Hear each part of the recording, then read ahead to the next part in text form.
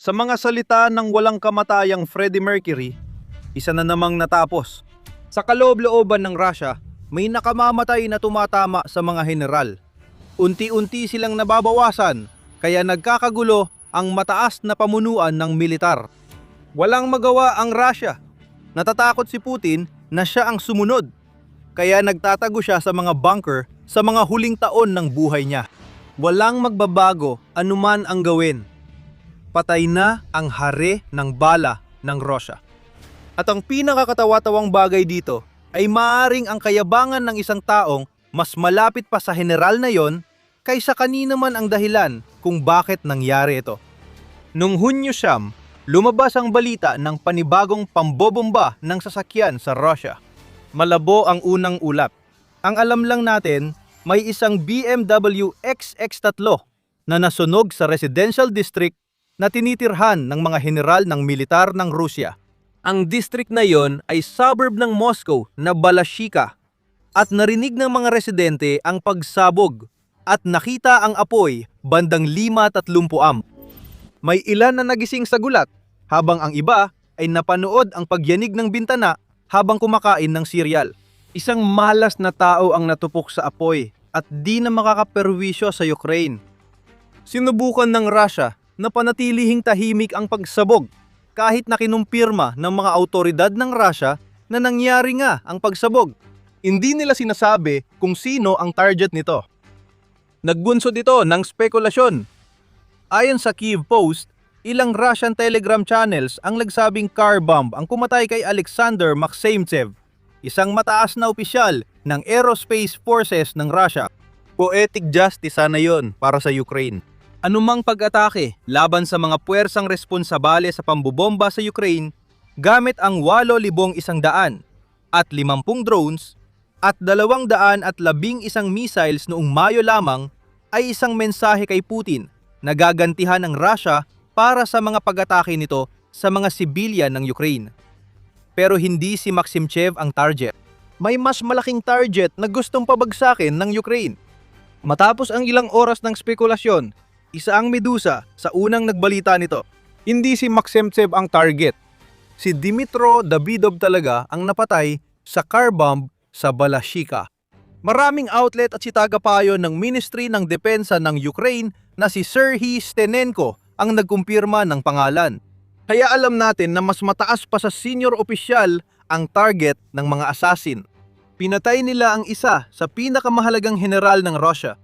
Si Davidov ay dating pinuno ng pangunahing direktorato ng misail at artilyerya ng Ministry ng Depensa ng Rusya. Gusto ng Ukraine na gumanti sa Russia halb sa tuloy-tuloy nitong pag-atake gamit ang missile at drone. Siya ang tinatarget mo kung nais mong magpadala ng mensahe sa Russia. Si Davidov, 57, ay namuno sa departamento mula 2017 ayon sa Euromid at Press. At alam ng Ukraine ang lahat ng kanyang masasamang gawain. Itinatala ng Mirrors ng Ukraine para sa kanilang database si Davidov bilang isa sa mga pangunahing utak sa likod ng pagpaplano at pagsasagawa ng malawakang pananakop ng Russia sa Ukraine noong Pebrero 2022 na nagtatangi sa kanya bilang isa sa mga general ng militar na higit na pinagkakatiwalaan ni Putin kaysa sa karamihan. Responsibilidad niya ang tiyaking may sapat na mga bala ng artilyerya at misil ang mga sundalo ng Russia sa simula ng digmaan at nanatili ito kahit lumampas na sa 4 na taon ang kampanya. Hindi direkta, si Davidov ang naging dahilan ng pagkamatay ng libu-libong Ukrainians dahil sa mga pagsabog. Ngayon, dumagok na sa BMW niya ang makatarungang ganti. Alam na natin kung sino, pero paano kaya nangyari yon? Yan ang tanong, at may nakuha tayong impormasyon mula sa video surveillance ng subdivision na pinangyarihan ng krimen. Sa video, makikita ang sasakyan ni Davidov na nakaparada sa maliit na paradahan. Hindi nagtagal bago nangyari ang pagsabog. Hindi ito malaki. Hindi ito isang fireball na nilamon ang lahat ng nasa paligid. Mabilis at nakatuon lang sa sasakyan ang pagsabog. May nangyari pa. Hindi agad namatay si Davidov sa pagsabog. Sa dagdag na footage, makikitang umaandar pa ang BMW na may apoy sa likod. Pero hindi rin ito nagtagal. Hindi tiyak kung namatay si Davidov habang nakatapak sa silinyador o nagmamaneho para humingi ng tulong. Pero nang mabangga ang kanyang sasakyan sa nakaparadang kotse, siguradong tapos na siya. Sinubukan ng mga residente na tumulong. May ilang lumabas na may fire extinguisher para labanan ng apoy at nahila nila palabas ang bangkay ni Davidov mula sa sasakyan. Ngunit hindi ito sapat. Patay na ang hari ng bala ng Russia at nawala ng isa sa pinakamalupit at magaling na komander, ang mga puwersang artilyeriya at misail ni Putin. Lahat ng iba pang nalaman natin tungkol sa pagsabog ay lumabas na lang sa balita nitong mga nakaraang oras. Iniulat ng Kyiv Post na ayon sa pagsusuri ng surveillance footage, ang bomba na ginamit para pasabugin ang kotse ni Davidov ay tinatayang may lakas na katumbas ng humigit kumulang 400 gramo ng TNT. Hindi ito kalakihan, lalo na kung ikukumpara sa 6 tuldok 5 kilo na karaniwang laman ng Russian 100 at 52 mm na bala na tinitiyak ni Davidov na makarating sa frontline. Sa saradong lugar tulad ng kotse, 400 gramo lang ay kayang patayin ang isang general. Naganap ang pambubomba wala pang 1 kilometro mula sa lugar kung saan napatay si Russian Lieutenant General Yaroslav Moskalik. Sa kaparehong insidente, 1 taon na ang nakalipas. May pattern. Alam ng mga mamamaslang kung saan madalas maglagi ang pinakamahalagang opisyal militar ng Russia at kaya nilang mapasok ang mga sasakyan ng mga opisyal. Matalinong pag-atake ito. Nasabi na natin na sapat lang ang lakas ng pagsabog para mapatay si Davidov nang hindi makasira ng paligid. Walang naiulat na nasaktang sibilyan, kaya masasabi nating mahusay at eksakto ang pag-atake.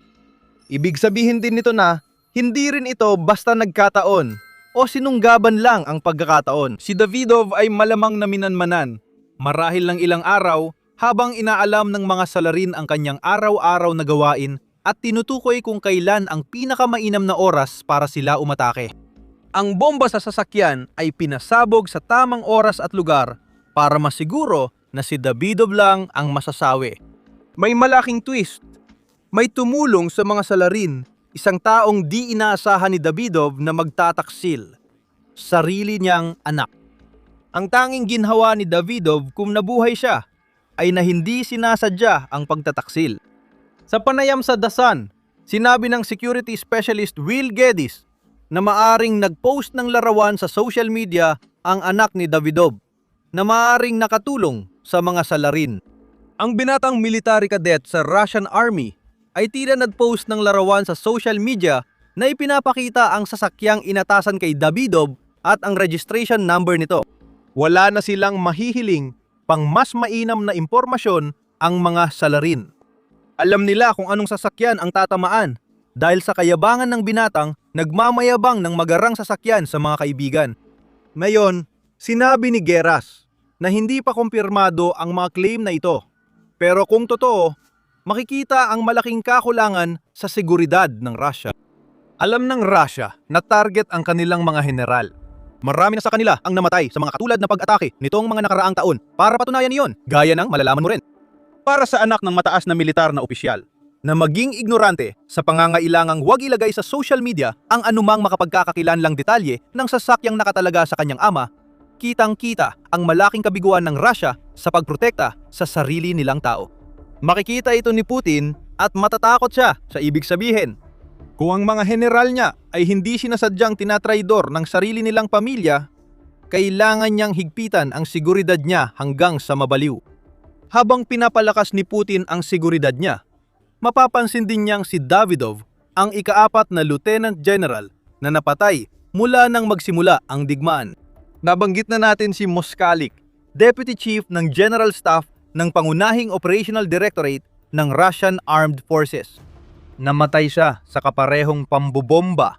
Noong Abril 2025 na una sa kanya, si Lieutenant General Igor Kirillov. Pinamunuan niya ang Chemical Defense Unit ng Russia at napatay ng bombang itinanim sa electric scooter noong Disyembre 2024.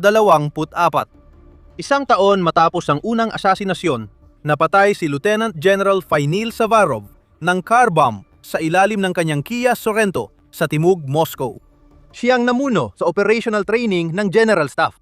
Kung wala tayong mas alam, masasabi naming tinatarget ng Ukraine ang mga general na may malaking papel sa pagsalakay sa teritoryo nito. Pero alam naman natin ang totoo, hindi inaako ng Ukraine ang responsibilidad sa alinman sa mga pag-ataking ito. Baka nagkataon lang na mga general na gustong patayin ng Ukraine ay nasasabugan sa sasakyan nila. Mukhang hindi lang pambubumba sa sasakyan ni Davidov ang tangkal laban sa mga opisyal ng Russia noong Hunyo 9. Tila, natatakot na rin si Putin. Ilang oras matapos ang pagsabog na ikinasawi ni Davidov, nasunog ang isang Zika electric vehicle sa Konkovo, Moscow. Ulat mula sa Euromid Express. Nagkataon lang ba? Siguro, pero kakaiba talaga ang tiempo. Ibinunyag din ng parehong outlet na pilitang ilikas ng mga pulis ang Nebo Shopping Center sa Chensavo, Moscow matapos makakita ng kahina-hinalang bagay sa ilalim ng kotse. Nag-uset ng malawakang paghahanap sa mga sasakyan sa buong Moscow bilang resulta at nagsisimula ng magmukhang mayroong isang maliit na kampanya na nagaganap. 2 bomba ang nahanap o sumabog ng walang nasawi. Ngunit ang isa na nagpasimula ng lahat ay pumatay sa lalaking target nito. Namamatay ang mga general ni Putin habil sa mga saboteur na nakapasok sa Moscow. Nawawala na ang kontrol ng leader ng Russia sa pananakop sa Ukraine. Kaya desperado si Putin na palakasin ang seguridad niya at ng mga general para maiwasan ang pag-uulit ng mga insidente. Walang gumana sa mga ito, kaya nagtago si Putin dahil sa banta sa kanyang teritoryo. Bago tayo magpatuloy, isang mabilis na paalala na pinapanood ninyo ang The Military Show. Kung nakakakuha ka ng mahalagang impormasyon mula sa aming channel, pindutin mo na ang subscribe button para hindi mo mamiss ang alinman sa aming pagsusuri tungkol sa mga pinakabagong kaganapan sa digmaan sa Ukraine. Hindi inakala ni Putin ang mga ito nang simulan niya ang tinatawag niyang espesyal na operasyong militar. Dapat sana ay mabilis na sasakupin ng Russia ang Ukraine. Kukunin ang Kiev sa loob ng ilang araw at doon na sana matatapos ang lahat. Magagagawa sana ni Putin na magdaos ng kanyang mga engrandeng parada at ipakita ang sarili bilang dakilang mananakop na nagbalik ng sinasabi niyang laging pag-aari ng Russia pabalik sa inang bayan. Pagkatapos ng mahigit 4 na taon ng digmaan, kailangang tanggapin ni Putin na lumala at hindi na niya kontrolado ang digmaang sinimulan niya. Sobrang nalulung si Putin sa kanyang digmaan, kaya nawalan na siya ng focus sa pamamahala ng sarili niyang bansa.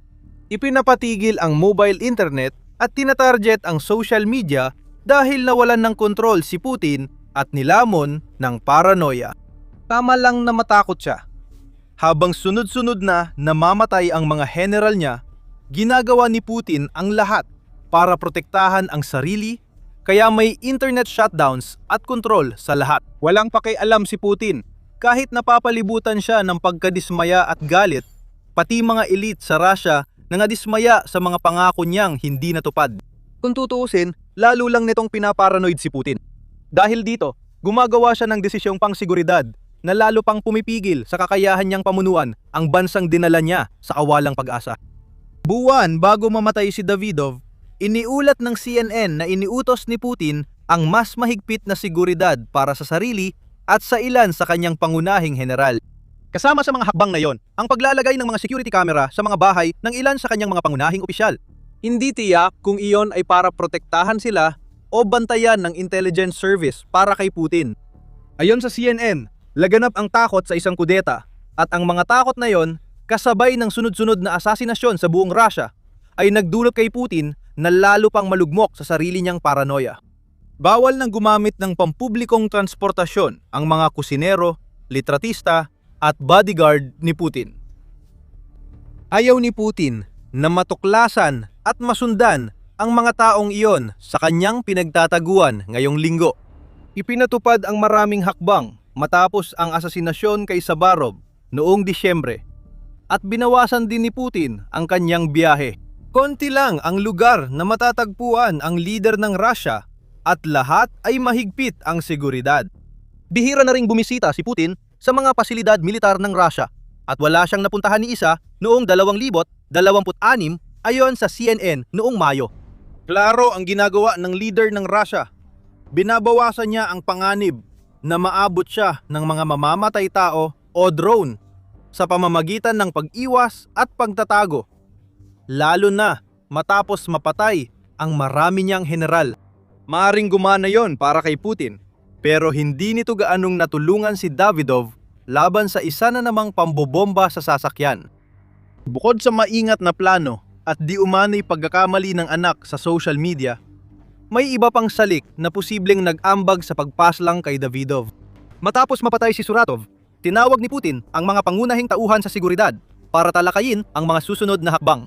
Nagkaroon ng alitan sa Kremlin nang batikusin ni Valery Gerasimov, hepe ng General Staff ng Russian Armed Forces, si pinuno ng FSB na si Alexander Bortnikov dahil sa kabiguang maprotektahan ang kanyang mga opisyal. Gumanti si Bortnikov at sinabing hindi siya binibigyan ng sapat na mga kagamitan para maprotektahan ang mga taong yon, ayon sa ulat ng CNN. Ang alitan sa loob ng mga organisasyong dapat sanay nagpoprotekta sa mga general ng Russia ay hindi talaga ang pinakamainam na paraan para makabuo ng plano upang mapanatiling ligtas sila mula sa mga bombang nakakabit sa sasakyan. Kakatuklas lang ni Davidov niyan at muling nagsisikap ang Russia hanapan ng solusyon ang problemang ilang taon nang hindi nito malutas. Hindi nakakatulong ang pagpapanatili ng napakaraming general nila sa mga residential na lugar na sadyang ginawa para sa mga matataas na opisyal na yon. Nagpapatayo ang Russia ng buong mga blok ng bahay at apartment para sa mga opisyal nitong militar. Kaya maraming malinaw na puntiryang matitiktikan ng mga mamamaslang sa buong Moscow. Ang mataas na katayuan ng siya na yung nagpapahamak sa mga nagpapalapit kay Putin. Ibinunyag ng The Insider noong Marso 2023 na maraming matataas na opisyal ng militar ay nakatanggap ng pabahay mula sa militar ng Russia na nagkakahalaga ng milyon-milyong dolyar. Ang kailangan lang gawin ng isang mamamatay tao ay sundan ang pera. Sa huli, mahahanap nila ang isang Rusong general.